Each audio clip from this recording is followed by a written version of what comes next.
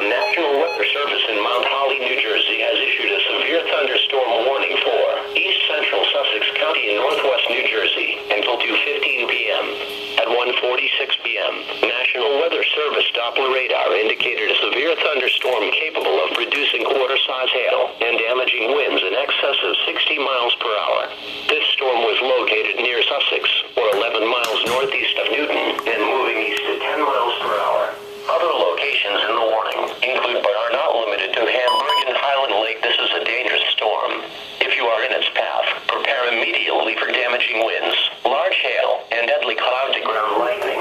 People outside should move to a shelter, preferably inside a strong building, but away from windows. In addition to large hail and damaging winds, frequent cloud-to-ground lightning is occurring with this storm. Move indoors immediately. Remember, if you can hear thunder, you are close enough to be struck by lightning. Please report hail or strong winds to the National Weather Service by calling toll-free 1-877. Whoa! That has never happened to me before.